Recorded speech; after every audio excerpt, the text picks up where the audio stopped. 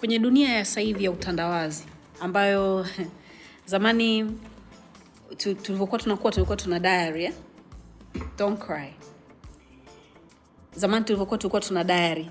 Mtu akisoma diary yako unakasirika. Lakini siku hizi kwenye dunia ya utandawazi, yani kila mtu anaandika kila kitu chake kwenye mtandao ili watu wasome, mwambie pole au waweke likes, apate likes nyingi, then anaenda analala yuko na burudani kabisa.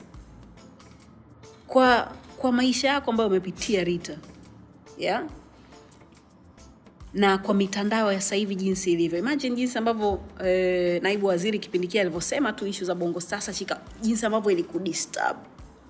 Unadhani kwa mtu kuwa kwenye situation kama ambayo wewe ulikuwa nayo kipindi kile wakati una miaka 14 na miaka 17, unadhani mtu angeweza kusurvive ambacho wewe umesurvive kwenye dunia ya sasa? Ngumu sana. Ni ngumu sana.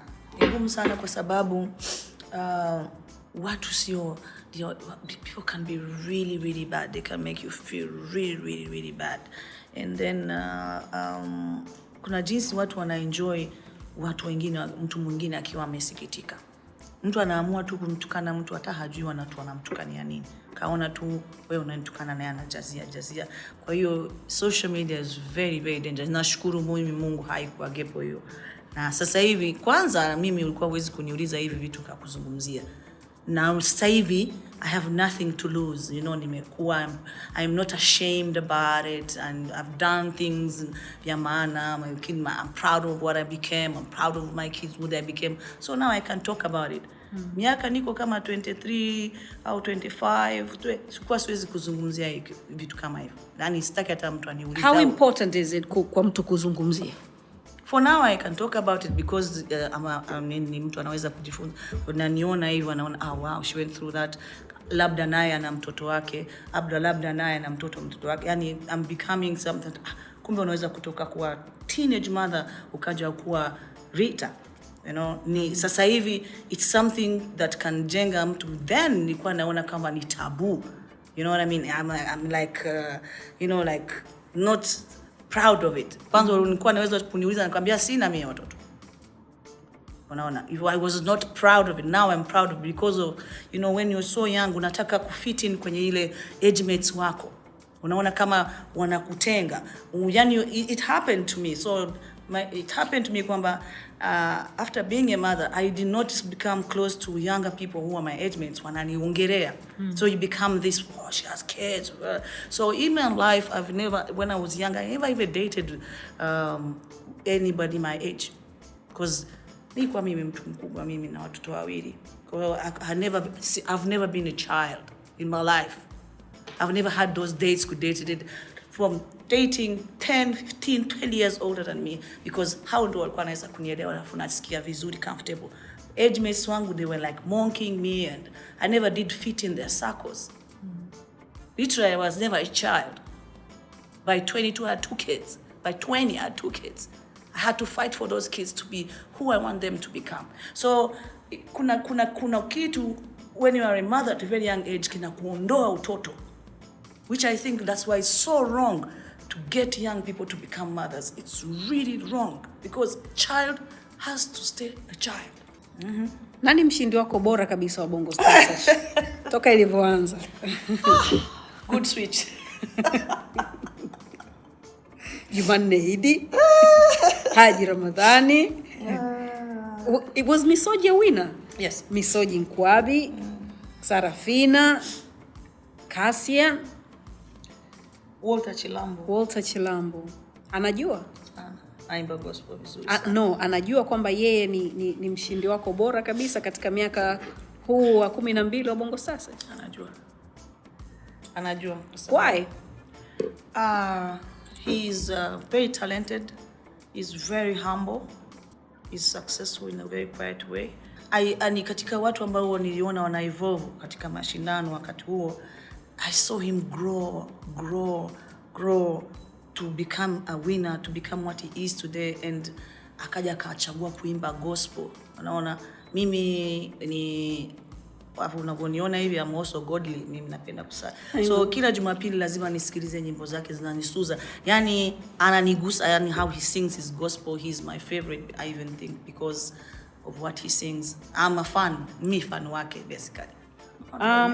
By the time you are 23, Rita, ulikuwa boss. Yes.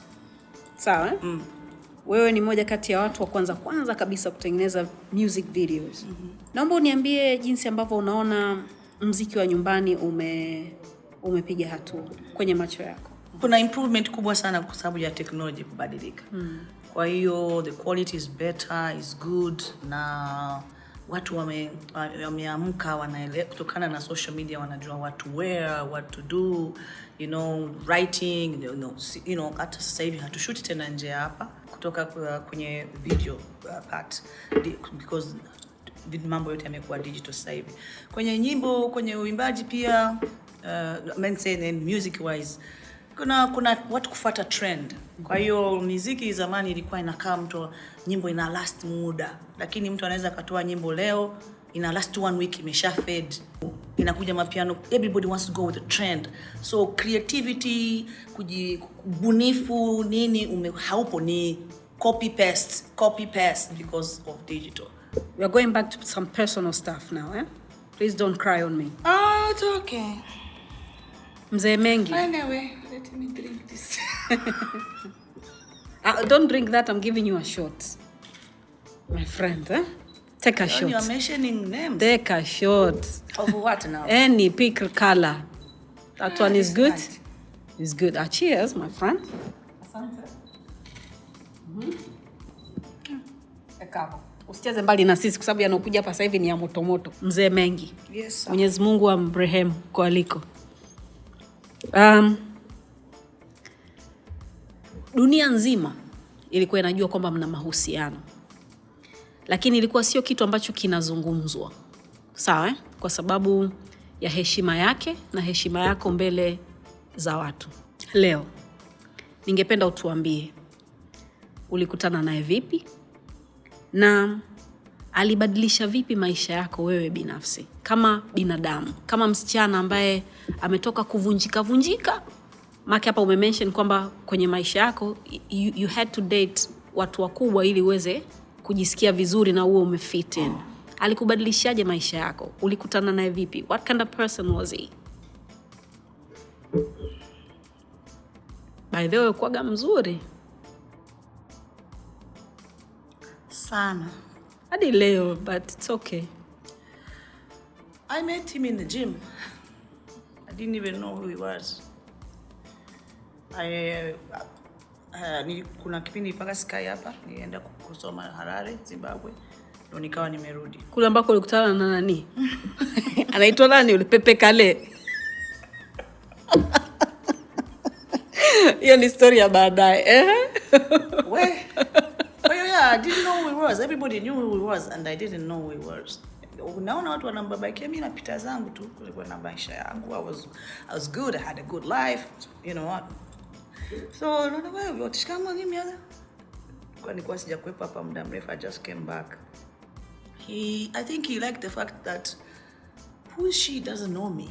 You know, I really didn't know him like at all. So do my exercises and walk away. So I used to go to the gym. I was used to be a gym addict. I would go to the gym 5:30 in the morning for 2 hours and he would be there 6 in the morning, if not 5:30 same time. So tunakujikuta tuko gym peke tu wapi. Nakimbia treadmill. So nilikuwa niko fit sana. Yeah. Hivyo. Hello for muda like a year or so.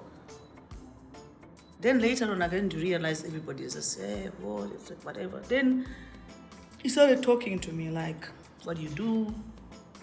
I had just come back and then nilikuwa nimefanya course ya mambo ya television, you know, na photography na vitu kama hivyo. Lakini wasn't even looking for work. I had a relationship with someone, we were good. We had good life. So I was like, so akasema umesomea nini? Nikamwambia nimejifunza hivi, nilikuwa nafanya hiyo TV ya ya Zimbabwe kama part time nini. So I was like, would you like to work? I don't think so though, but I would like to really practice kitu nilichosomea napenda. Mimi nilikuwa napenda, lakini mtu ambaye nilikuwa na uhusiano naye alikuwa hataki mimi nifanye kazi kwa sababu alikuwa na uwezo mkubwa sana. It's like, what do you want for? Hapo naendesha sports car hatari sana. Yani nilikuwa naweza nikawa kwa wiki nitabadilisha gari mara 3. Kama so BMW ni sports car, Mazda with my name on it, bowling as hell. So he didn't want me to work. So this guy said, you have to, if you ever want to work, unaweza kuapply. Piga hii simu ni nani. And I was like, okay. I asked my boyfriend, like, nimepata naweza kwenda kufanya kazi kwenye TV. Hawatakulipa shilingi ngapi? What do you need money for? I really felt like I have to work and earn my own money. This is not mine. So I went secretly. I took an application there. He gave me address, the guy. I went. There was this mzungu guy called Mark Rolls. Akaniita. Nafikiri alikuwa ameshaongea yeye mwenyewe mpango yake. So akaniita akaniambia okay, naweza nikaja nikafanya probation, anipitie nifanye kazi na zote. Department zote, production, marketing, kote. Nikaona kwenda kufanya nalipwa shilingi 30,000 kwa mwezi. Yeah, so when I started working, I broke up with the other guy. He was like, you choose work or me. So we were fighting a lot. And I was starting to begin to enjoy the work. And even the 30,000, I didn't need it, but I was enjoying exercising my brain. I had passion for this. And I used to see myself where I am today. To have a production company. I was so, fights, and you know what? It's okay. Bye-bye.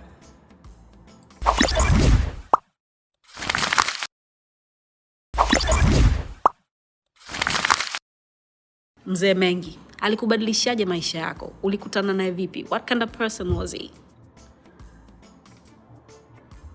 He's one of my favorite people in the world. He's the father I never had. He was, I'm everything I am because of him. He saw me, he saw the pain in me, saw the dreams in me, he believed in me, and he really, really loved me so much. No one has ever loved me like him. And may you just rest in peace. Amen.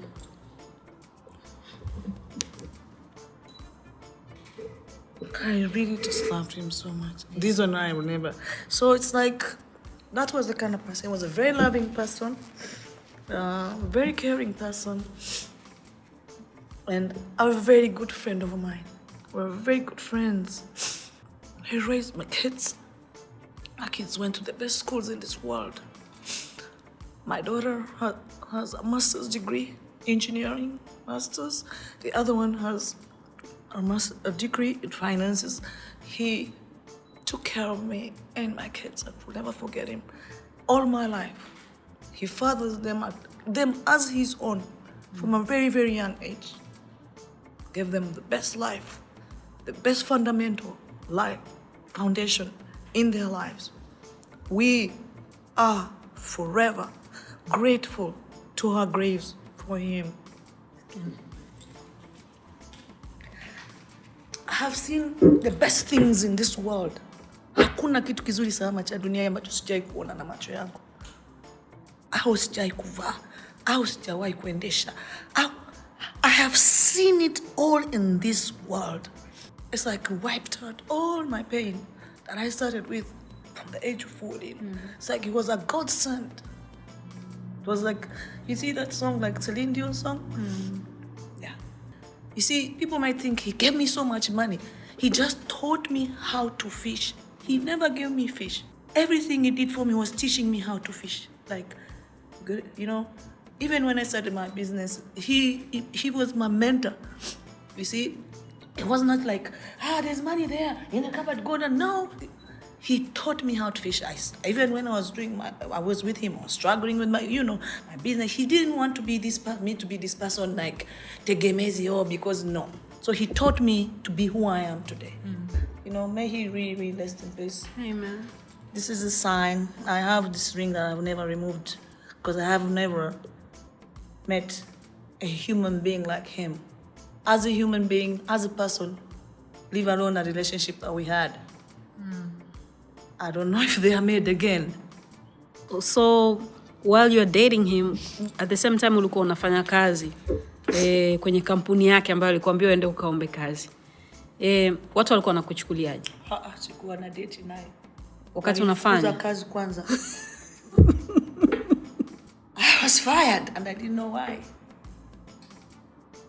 Yeah. I woke up in the morning, I went to work, nikapewa barua ya kunifukuza kazi, and I still have it. I cried. I didn't eat for days. Now I'm loving my job. I was fired. So after that, it was a strategy, I guess. Very, very smart man. Very smart man. Did you love him more for that? When I got to realize the reason why, I was very angry. Not angry as in hating me. I was like, sungeniambia tu. Like, because that, when I left the job, it killed me. Like, I was so sad because I was seeing myself creating my career, you know? Nimeanza kujua vitu. I was handling some international projects. Mimi ndio nilikuwa na handle agencies zote za international. Mimi ndio nilikuwa na deal nazo na Nairobi sijui nini. So I was like, you know, but like, no, what do you want to do? From that time, when I was fired, at the letter I still have it till today. I was like, I will never be hired ever again in my life. But then it became right. But then I was like, from now onwards, I want to work for myself. I started working. I still, nimbishi. Pamoja na hivyo vyote, I still wanted to continue working. So I asked to work for a session as a freelancer. Nawapelekea vitu programs nini, wanalipa commission, au nawapelekea wateja kwa sababu nilikuwa nafanya kazi kwenye marketing, wanalipa commission.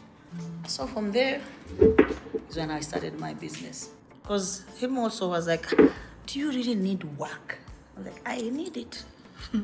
You see, so even when I started my business, despite that we had a relationship, it wasn't like boom, boom. I think you used to see, I started very small.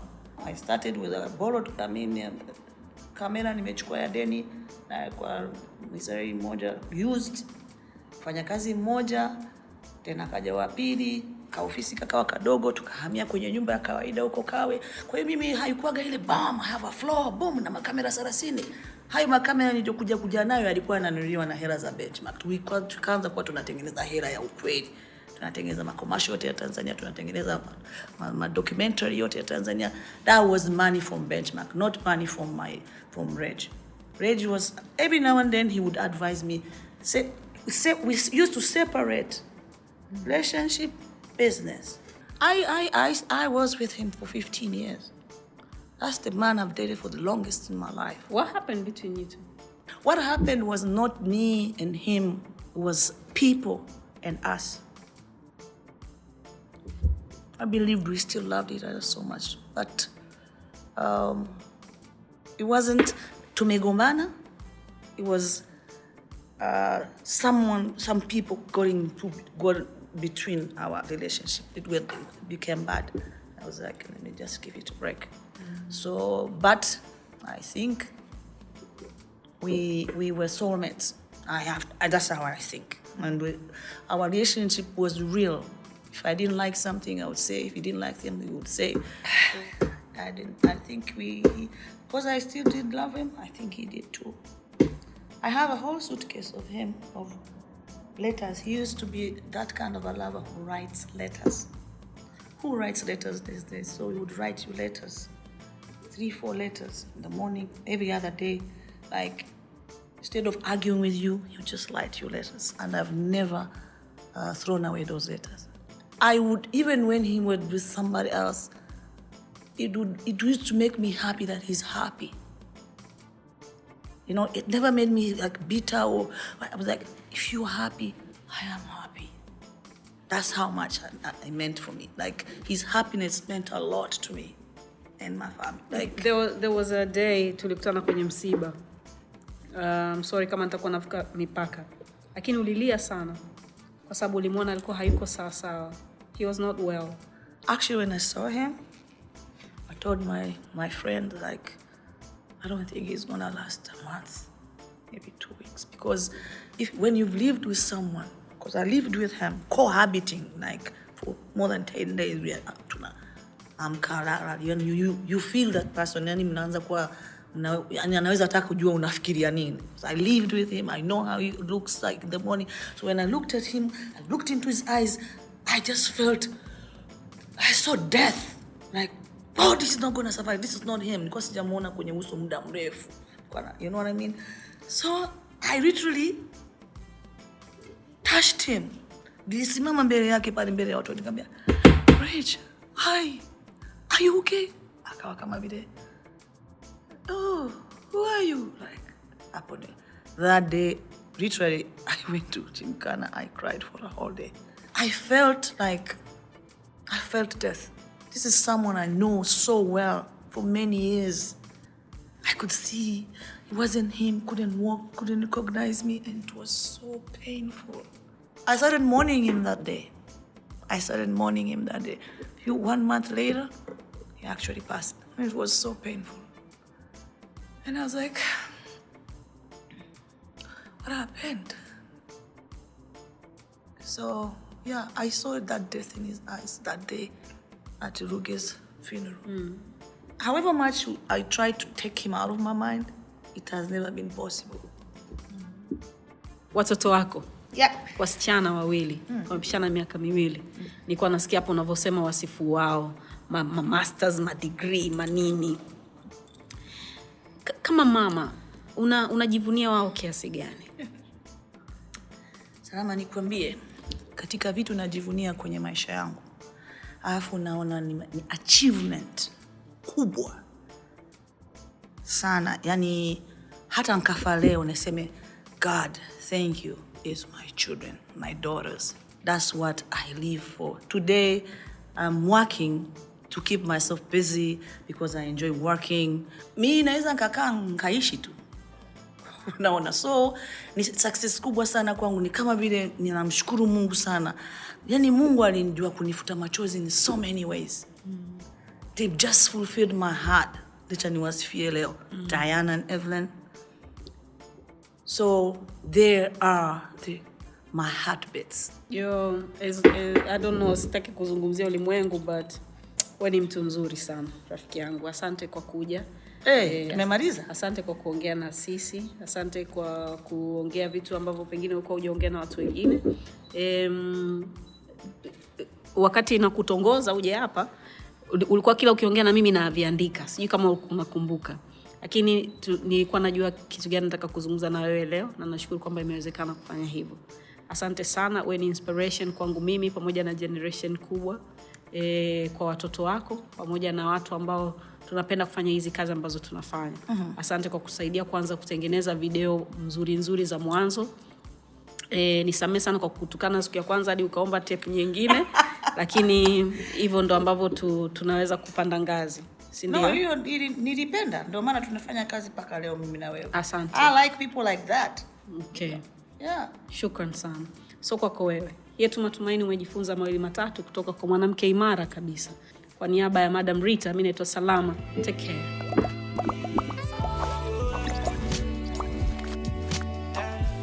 Vipo vya lawama sio shida, vipo vya kupoteza sio muda. Wenuka na ukimbize ndoto. Kupatia ina maana hukosei, kiburi kinafanya tujongei. Tunaamka wapya kila day. Slow ila kufika unawahi, chozi na mfuta na cry. Tukipenda na Mungu anafurahi. Mimi sihitaji kucomplain. Mungu ana bless, is okay.